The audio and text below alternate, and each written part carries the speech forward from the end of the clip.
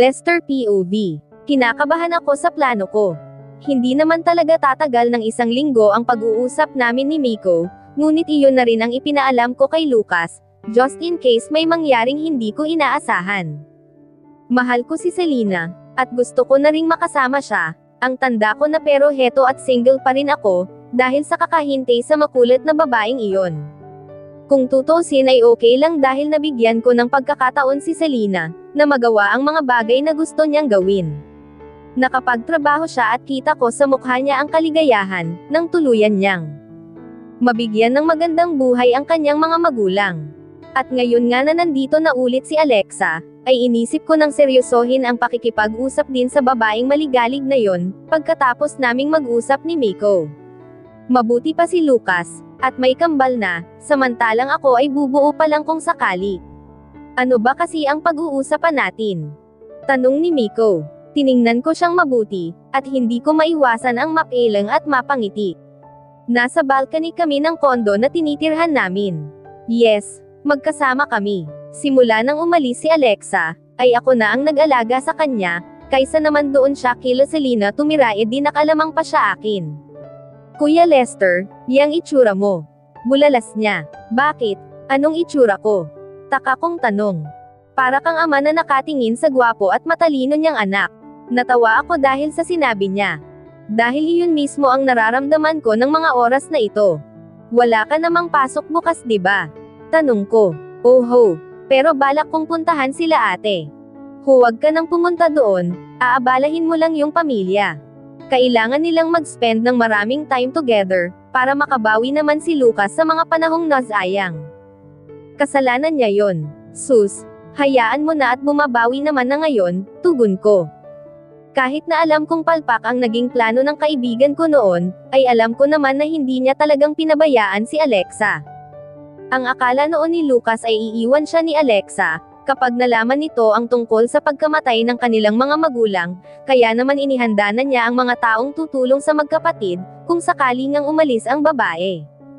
Ang kaso mo ay inatake ng selos ang matanda, nang malaman niyang magkasama sila Alexa at David, at yon, imbis na lalayasan siya ni Alexa, ay pinalayas na lang niya.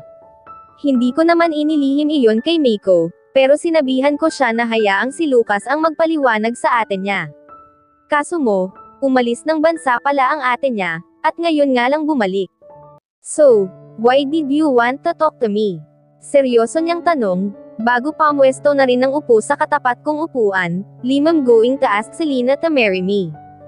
Tiningnan niya akong mabuti. Ang isang bagay na napansin ko sa batang ito, ay napaka-confident at intimidating. Pero dahil matanda ako sa kanya, ay hindi naman ako nagiginang masyadong apektado nun. Talaga lang ayaw kong magkasira kami ng dahil sa babae. Why are you telling me this? Tanong ni Miko, sabay sandal. Sinalinan ko ng alak ang 2 basong may yelo na nasa harapan ko, saka ibinigay sa kanya ang isa. Hindi siya umiinom talaga at hindi ko rin naman siya pinapayagan. Pero sa tuwing magkakaharap kami ng kagaya ngayon, ay binibigyan ko siya ng 1 o 2 tagay. Para lang alam mo, ayaw kong isipin mong hindi man lang kita sinabihan. Natawa siya bago inisang lagok ang laman ng basong ibinigay ko sa kanya. Hindi ka naman din magpapapidyo kung sakali. Siyempre, mahal ko ang makulat na yon. Hindi ko maintindihan, kung bakit mas gusto niya ang girang na kagaya mo, samantalang heto ako, bata, matalino, gwapo at maganda ang katawan. Pangromansa din kaya ito? Hoy, Miko, makagurang ka ah. At anong pangromansa ang pinagsasasabi mo? Mag-aral ka muna ng mabuti. Pareho kayo ni Kuya Lucas, mga cradle snatcher. Pero ikaw groomer. Hindi ba pwedeng na love at first sight lang? Saka anong groomer? Malaki na si Selena nang makilala ko. Wala talagang kapreno-preno ang bibig ng batang ito. Muli kong sinalina ng alak ang baso niya. Pati na rin ang sa akin. I love Selena, Kuya Lester. Natigilan ako sa sinabi niya. Tiningnan ko siya at sinalubong naman niya ang mga mata ko, and there also his sincerity. Kailangan ko ba talagang magparaya para sa batang ito? But I also know that she likes you more than me. I mean, she loves me but not as a man or intimately. Nakikita lang niya ako bilang kapatid na lalaki. Napatda ako doon. Nanatili siyang nakatingin sa akin bago nagpatuloy. I know na mahal mo ako, and that you treat me like your own son, and just like you, I also want you to be happy, pati na rin ang babaeng mahal ko. What are you saying? Tanong ko. Kunyari ka pang hindi mo alam. Tumayo si Miko kaya naman napatingala ako sa kanya, kagaya ng unang tagay ay inisang lagok niya ang laman ng baso. Ingatan at mahalin mo siya ng lubusan, kung hindi ay gagawin ko ang lahat, upang maakit at agawin siya sa'yo. Miko, aalis ako at sa Monday na ako babalik. Inimbitahan ako ni Sid na magstay ngayong weekend sa villa nila sa Laguna. Si Sid ay kaibigan ni Miko nang mag-grade 11 siya, at ngayon nga ay sa isang eskwelahan pa rin sila nag-aaral. Nagsimula na siyang lumakad papasok sa living room, papunta sa pintuan palabas ng kondo, ngunit bigla itong tumigil. I'm happy for both of you, Kuya Lester. Congratulations! Hindi na ako nakareact, dahil tuluyan na siyang lumakad at naiwan akong tulala. That's it. Talagang pumayag siya na maging kami ni Selena. Lagi kaming nagpapagalingan sa isa't isa, sa tuwing mag-uusap at mapapagawi ang topic namin sa isang babaeng mahal namin. And I saw how competitive he was. Bakit bigla-bigla ay hinayaan niya lang ako? I admit, I didn't see this coming. Ang akala ko ay ipaglalaban, at ipagpipilitin niya ang nararamdaman niya para kay Selena, at alam ko rin sa sarili ko na handa akong magparaya, kung sakaling pareho sila ng dalaga ng nararamdaman para isa't isa. Ganun din ba ang nararamdaman niya? He's so cool. Dahil iniwan na niya ako ay uminom na lang akong mag-isa. Hindi ko naman pala kailangan ng mahabang bakasyon. Sigurado akong magugulat si Lucas, kapag sinabi ko sa kanya ito. Naubos ko ang isang bote ng alak, at medyo may tama na rin ako. Tumayo ako mula sa aking kinauupuan, at nagdesisyon ng pumasok sa loob para matulog. Isinara ko ang sliding door ng balcony, at naglakad na papunta sa aking kwarto, nang biglang bumukas ang main door, at iniluwan nun ang babaeng kanina lang ay topic namin ni Miko. Selena. Bulalas ko kasabay ang pagtapik ko sa aking magkabilang pisngi, para lang masiguro na siya nga ang nakikita ko. What are you doing, idiot? I chuckled after she said that, dahil nakumpirma kong siya nga talaga iyon. How did you get in here? Tanong ko sabay lapit sa kanya, para salubungin ang paglapit din niya sa akin. Binuksan ko yung pinto, at sa tingin mo ay hindi ko alam yun. Bakit ka pa nagtatanong kung alam mo na pala? I am asking you, my love. Hindi ka ba talaga makakasagot sa akin ng maayos? She's always like that. Sa tuwing gusto ko siyang kausapin ng matino, ay parang lagi naman siyang nakikipagburwan. Lasing ka naman, bakit pa kita kakausapin ng maayos? I'm not drunk. Nakainom, yes. At talagang umapila ka pa. You haven't answered me, anong ginagawa mo dito? Looking for Miko. Titig na si Selena sa akin, habang inis naman ako. Bakit niya hinahanap? Yung bata, why? Tanong ko habang pinipigilan ko ang sarili kong ipakita sa kanya ang pagkainis ko. He left his kiss nang magpunta siya sa bahay. Nagpunta siya sa bahay mo. Tanong ko, para makasiguro na tinanguan niya. And you came here at this hour, para lang ay soli iyan sa kanya. Yes, bakit? Do you know what time is it? Yes, it's late at dapat ay tulog ka na. Anong gusto niyang palabasin sa sinabi niya? Na sekreto silang nagkikita ni Miko. Batang yun. Akala ko pa naman ay talagang ipinagkatiwala na niya sa akin ang irog ko. Lumakad ako palapit sa kanya, ngunit nilagpasan ko lang siya dahil, sa pintuan talaga ang punta ko. Matapos kong masiguro na na-double lock ko na ay lumangon ako kay Selena, na nakatingin na rin sa akin. Bigla mo bang na-realize na mas gusto mo ang mas bata sa'yo, kaysa sa may edad ng kagaya ko? Tanong ko habang dahan-daang lumalapit sa kanya. May edad. Baka matanda ang ibig mong sabihin. I'm not that old. Bulalas ko. May mga apo na nga yung mga kaidaran mo, sasabihin mong may edad ka lang. Ako ang may edad kumpara kay Miko. Nainas ako nang banggitin niya ang pangalan ng bata, kaya nagsimula akong maghubad ng damit sa harapan niya. What do you think you're doing? Tanong ni Selena, nakataas ang isang kilay. Hindi siya mukhang nagulat, bagkus ay parang excited pa nga. Ipapakita ko sa'yo na hindi ako matanda gaya ng sinasabi mo. Talaga lang ha, sagot niyang hindi gumagalaw sa kanyang kinatatayuan, hanggang sa natapos na ako, at nanatiling nakatayo na akala mo ay magiting na sundalo. Hubot-hubad, Lester. Tili niya nang bigla ko na lang siyang buhatin at dalhin sa aking silid, bago ko siya ibinagsak sa kama ko. I'm going to make you mine now, Selena. Akin ka lang, at hindi kailanman mapupunta kay Miko, o sa kahit na sinong bata dyan na nagkakandara pa, at nakapila balde sa'yo. Dinaluhan ko siya sa kama at saka hinalikan. Hindi ko siya bibigyan ng pagkakataon na iwanan ako. Nananabik akong talaga sa kanya, dahil simula nang umalis si Alexa, ay hindi ko na rin siya natikman pa. I mean, hanggang making out lang kami noon, at natigil nga ng palayasin ni Lucas ang kaibigan niya.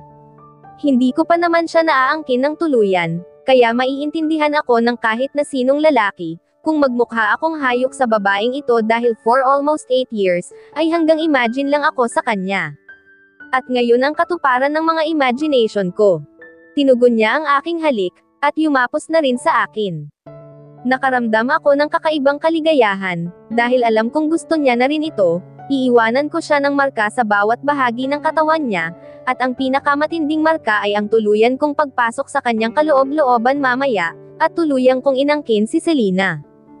Kung pakiramdam ni Lucas ay siya na ang pinakamaligayang lalaki sa mundo, pues, nagkakamali. Siya, dahil ako yon. Alexa's POV. Mommy, okay na ba ito? Tanong ni Savina. Araw ng Sabado at nasa kitchen kami, naghahanda ng lunch para sa pagdating ni na Lester, Selena at Miko. Noong nakaraang linggo ay niyaya nga kaming mag-iinan ni Lucas na gumala. Nag-enjoy ang mga bata, dahil nga hindi ko pa naman sila talaga nailabas ng kagaya ng ginawa namin. Hindi naman kasi. Ako sanay sa Manila talaga, at hanggang Angeles, Pampanga lang ang kaya kong ikutin, na malamang. Ngayon ay malaki na ang ipinagbago. Get up and go to the living room, sweetheart. Hayaan mo na kami ng mommy ang nandito, nakangiting sabi ni Lucas sa anak, matapos buhatin ito mula sa upuan pababa sa sahig. Go ang play with Savannah. But she didn't want ito, reklamo ni Savina.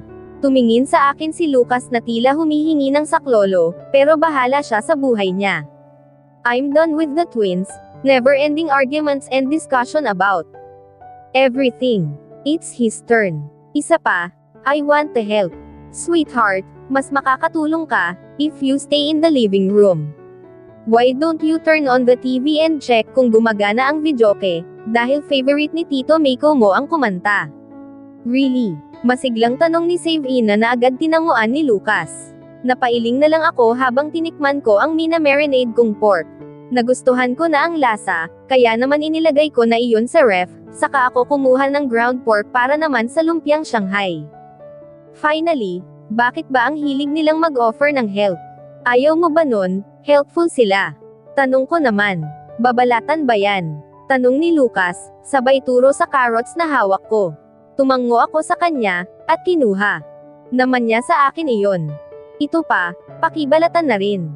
Inilagay ko sa harapan niya ang patatas. Okay, baby, tugon ni Lucas na nakangiti, kaya naman napangiti na rin ako.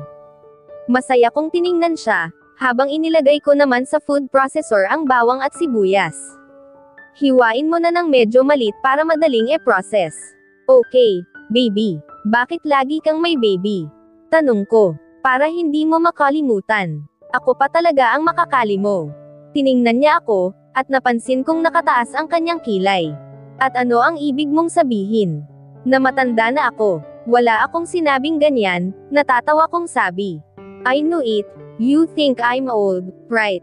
Wala nga akong sinasabing ganyan. Pilit ko pero nakangiti ako sa kanya. Humanda ka sa akin mamaya. Bigla akong pinamulahan ng mukha, dahil alam na alam ko nang hindi ni Lucas, na naman ako papatulugan ng maaga. Nagpatuloy na kami sa pagluluto, na hindi ko akalain na marunong din naman pala si Lucas. Bago mananggali ay dumating na ang tatlo naming panauhin. Kamusta na mga magaganda kong pamangkin?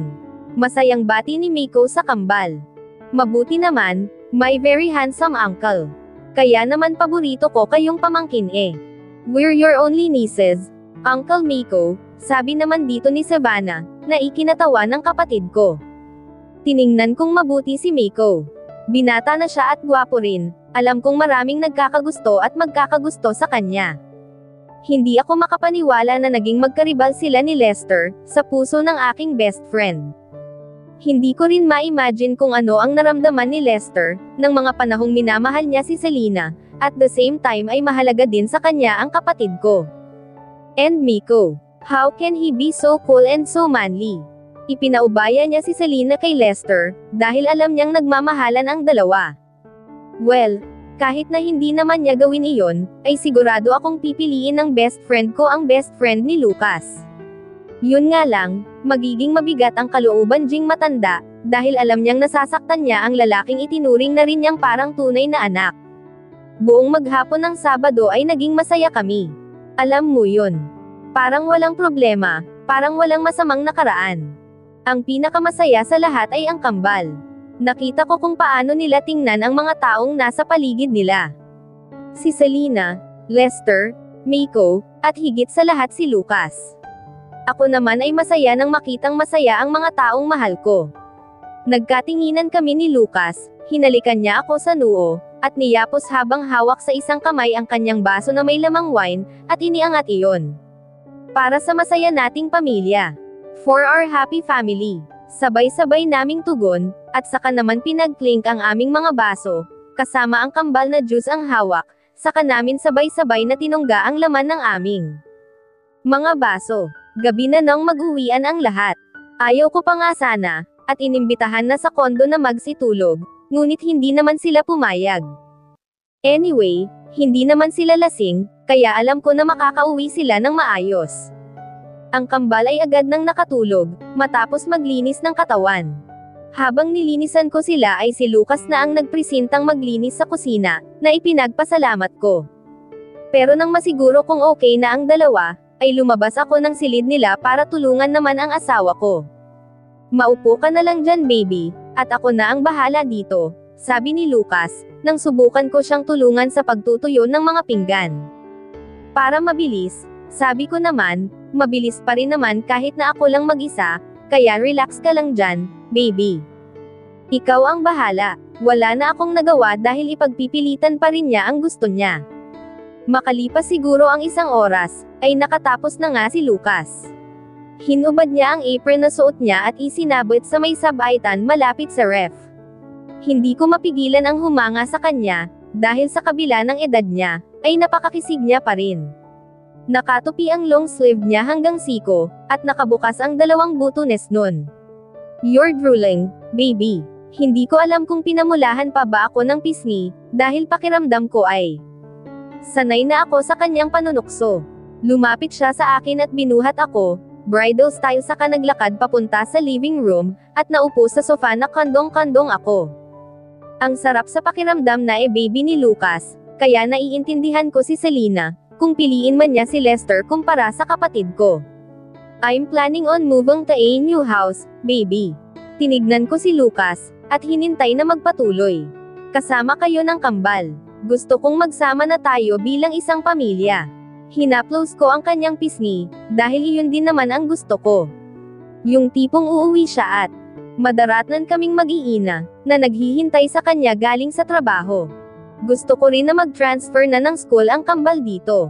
Nakakaawa naman sila, sobrang late na ng tulog kapag weekdays. Okay. Are you sure? Gulat ni Lucas na tanong. Yes.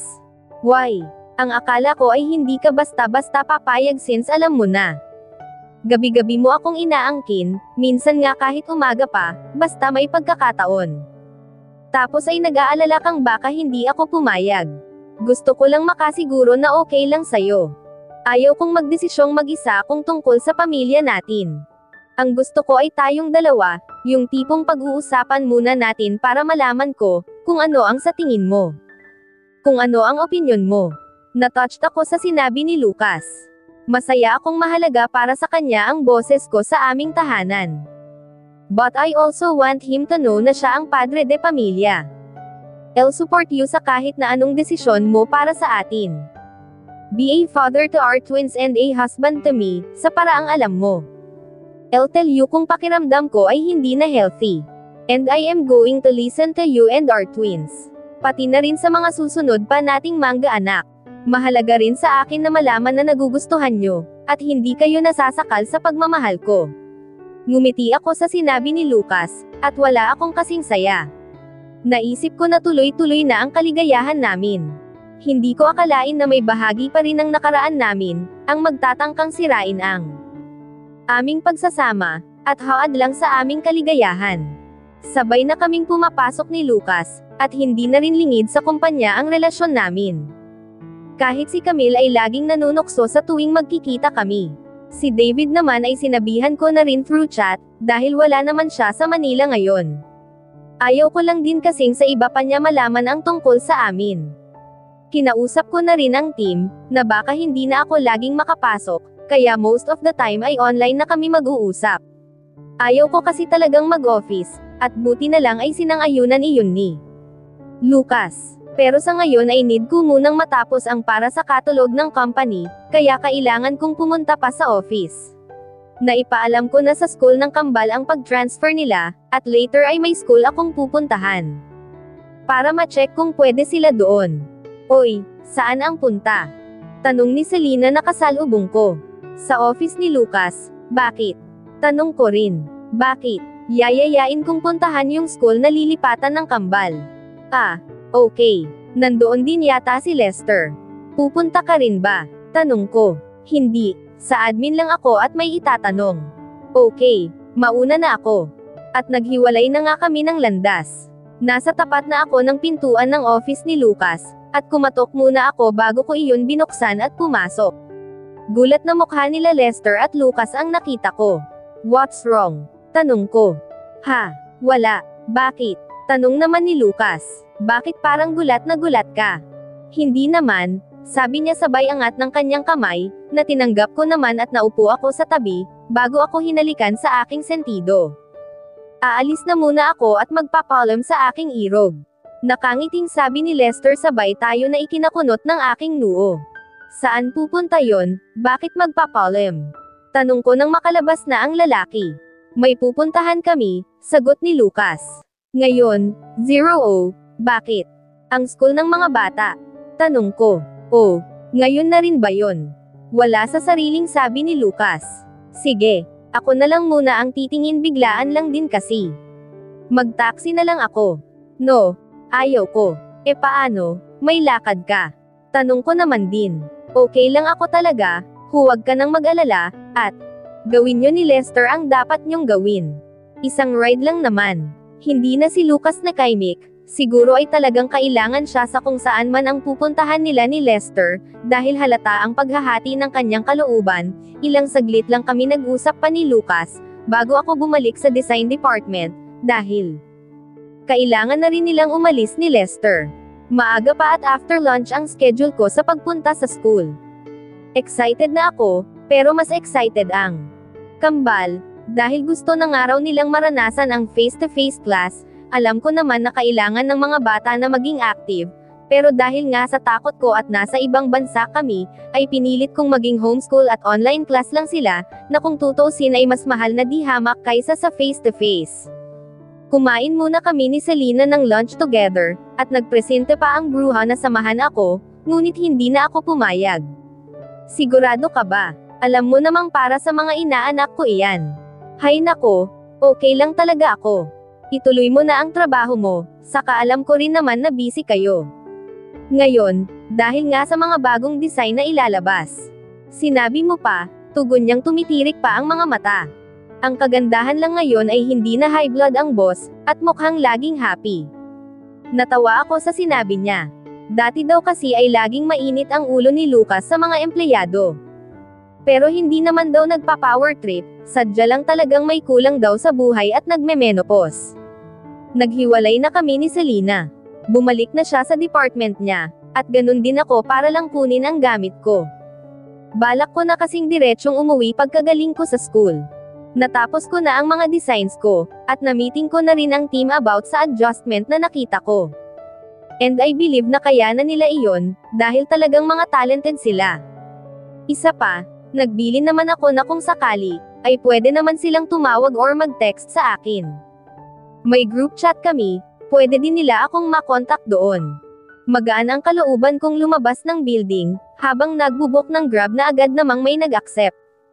Dumating ang sasakyan at sumakay na ako, matapos kong makumpirma na iyon nga ibinok ko. Dahil tanghaling tapat ay hindi naman matraffic. Isa pa, malapit lang naman ang school, kaya saglit lang at nakarating na rin ako sa aking destinasyon. Nagbigay ako ng bayad, at hindi ko na kinuha ang sukli. Salamat po, ma'am, nakangiting sabi ng driver. Wala pong anuman, tugon ko bago ako bumaba ng sasakyan, at naglakad papunta sa gate ng school at nagtanong sa guard. Itinuro sa akin kung nasaan ang opisina at registrar na madali namang makita, dahil sa mga signage. Habang naglalakad ay nagustuhan ko rin ang kapaligiran. Napaka-child-friendly kasi tingnan ng paligid. Nagtanong ako sa nasa office nila, at nakahinga ako ng maluwag nang pumayag silang tanggapin ang mga anak ko, kahit na medyo alanganin. Ang akala ko ay kakailanganin ko pa ang tulong ng mga kalderon, para lang matanggap. Mabuti na lang at very welcoming ang school. Pagkatapos kong makipag-usap, at nalaman ko na ang mga kakailanganin ay natuwa naman ako. Dahil halos meron na ako ng mga iyon, at madali lang din mag-request sa school sa Michigan. Masaya at excited akong naglakad na palabas ng school. Na-imagine ko na kung ano ang magiging reaction ng kambal. Nakangiting sumaludo pa sa akin ang guard na ginantihan ko ng ngiti. Paglabas ko ng gate ng school ay doon ko lang naalala, na kailangan ko nga palang mag-book ng sasakyan. Lumakad ako sa lilim habang kinukuha ko ang cellphone sa loob ng bag ko. Ngunit may namataan akong taxi, at walang laman, kaya pinara ko na lang. Mas mabilis iyon kumpara kung mag-book pa ako. Paimple kong pinicturean ang body ng taxi, at isinend sa aking kambal. Anay na rin kasi ako ng ganon. Kanina ay isinend ko naman sa kanila ang details ng bukang ko. Binuksan ko ang pintuan ng taxi, at saka pumasok. Saan po tayo, ma'am? Tanong ng driver na sa tingin ko naman ay normal. Kahit naka-face mask ay halatang nakangiti siya sa akin, at tila napakagiliw. Sinabi ko ang address at nagsimula na siyang mag-drive. Maganda ang sasakyan, mukhang bago kaya malamig pa ang aircon. Naramdaman kong tila na-relax ako. Wait, parang inaantok ako. Hindi naman ako puyat, pero bakit ganito ang nararamdaman ko? Kuya, bakit po parang, hindi ko na naituloy ang aking sasabihin, dahil tuluyan na akong nawalan ng malay. Nagising akong hilo. Dahan-dahan kong iminulat ang aking mga mata. Medyo madilim ang paligid dahil dim light lamang ang bukas. Bumangon ako, at inilibot ko ang aking paningin. Nasa isang malinis na silid ako, at malambot ang kama. May aircon at higit sa lahat, hindi ako nakatali. Anong nangyayari? Nasaan ako? Tandang-tanda ko na sumakay ako ng taxi, at doon ay nakaramdam ako ng pagkaantok. Ang bag ko. Nandoon ang aking cellphone. Nagpalinga-linga ako, at hinanap ang aking bag ngunit wala iyon. Bumaba ako sa kama, at inikat ang aking paningin sa paligid, nagbabakasali na may makitang kahit na ano. Lumapit ako sa pintuan, at sinubukan ko iyong buksan, hindi naman ako umaasa na babukas iyon, kaya hindi na ako nadismaya nang malaman kong nakalock iyon mula sa labas. Anong klaseng silid ito na ang lock ay nasa labas? Baliw yata ang nagpagawa nito. Lumakad ako pabalik sa kama at naupo para lang tumayo ulit, at nagpabalik-balik ng paglalakad.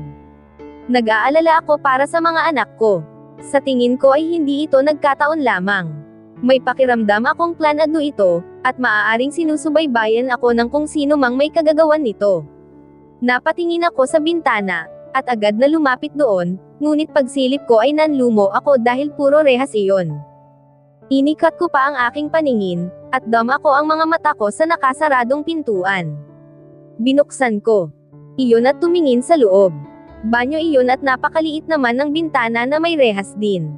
Lumabas ako at muling naupo sa kama. Unti-unti ay nilukob na ako ng sobrang takot. Sakto pagtayo ko ay biglang bumukas ang pintuan, at agad akong napatingin doon. Gising ka na pala. Hindi ko kilala ang lalaki at sigurado akong ngayon ko lang siya nakita. Lumakad siya palapit sa kama, at may pinindot doon, kasunod ang pagkalat ng liwanag sa buong silid. Sino ka? Bakit mo ako dinala rito?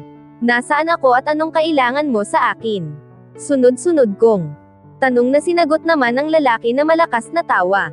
Isa-isa lang ang pagtanong, mahina ang kalaban, tugon niya. Bakit hindi ka muna maupo at saka tayo mag-usap? Tiningnan ko ang lalaki at pilit na ina-erect ang kanyang isipan. Napakakampante niya at kahit nagaano siya kahan-ahon magsalita, ay hindi ako mapalagay. After all, sino namang hanggal ang matatahimik, kung alam niyang nakidnap siya at kaharap ngayon ang kanyang possible abductor. Come on, Alexa, relax. Wala akong gagawing masama sa'yo. Tuldok, sagutin mo ako kung sino ka at kung bakit ako naririto, matigas kong sabi. Kahit nakangiti ito at kahit sinabi niyang wala siyang gagawing masama sa akin, ay hindi pa rin ako naniniwala. Mas lalo pa nga akong natakot dahil sa ngiting ibinibigay niya sa akin. Mataas siyang lalaki, maganda ang tindig at maganda rin sa palagay ko ang pangangatawan na nasa ilalim ng kanyang itim na long sleeve polo. May itsura rin ito at mukhang galing sa may sinasabing pamilya. Ngunit kahit na anong isip ko ay hindi ko talaga siya kilala. Sigurado ako na ngayon ko lang siya nakita. Sit down, Alexa, kung ayaw mo akong magalit. Sigurado akong pagbabante iyon, kaya dahan-dahan akong naupo na muli. Nasa magkabilang bahagi kami ng kama, at kapwa nakapatigilid upang magkaharap. Ngumiti ang lalaki bago nagsalita. Salamat naman at masunurin ka pala. Naisip ko naman na ganyan ka talaga, gawa ng mas matanda sa'yo si Lucas, at alam kong sinusunod mo siya sa lahat ng gusto niya noon. Sino ka at bakit kilala mo si Lucas? Sa lahat ng ayaw ko ay yung iniistorbo ako. Yung ini-interrupt ako sa pagsasalita, papatawarin kita. Dahil unang beses mo pa lang, pero kapag inulit mo ay baka tuluyan na akong magalit. Hindi ako umimik dahil natakot na ako sa itsura niya. Gusto kong malaman kung sino siya or kung anong kailangan niya sa akin, ngunit mas mahalaga na gamitin ko ang aking utak kung gusto kong makatakas. As I was saying, I was expecting na talagang magiging napakamasunurin mo. Knowing what kind of man Lucas is, inakala ko na matatakot ka kanya. You're young, ilang taon nga ang tanda niya sa'yo? 17, 18 years. Umalis ka na, bakit ka pa bumalik?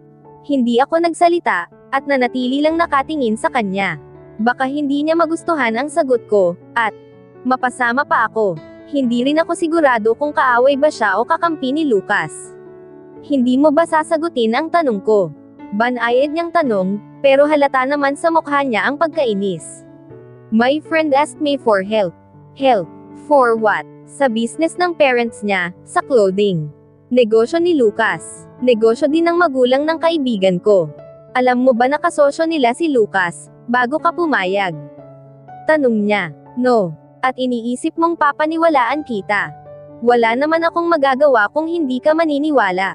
Nagtanong ka, sinagot lang kita, look into you and found out that your parents died. At iyon ay dahil kay Lucas. Ayaw ko nang alalahanin pa ang part na iyan ng buhay ko. Masyado na akong nasaktan, para ulit-ulitin ko pang isipin ang bagay na yan. Mahal ko ang mga magulang ko, at hindi iyon nabawasan ng dahil lang mahal ko rin si Lucas. So, mahal mo ang lalaking iyon. Hindi ako umimik at nanatiling nakatingin sa kanya. Bakit ba napakahirap mong sumagot sa mga tanong ko, Alexa? Dahil hindi kita kilala, Leon lang. Tanong niya. Mukhang kailangan kong makipaglaro sa kanya. Elsa lang ang alam ko ngayon, na ayon na lang din sa pakiramdam ko. May galit siya kay Lucas. Pilit man niyang itago ay bakas sa kanyang mga mata ang galit. Normal lang na maalangan akong sagutin ang mga tanong mo, lalo na kung mga personal na.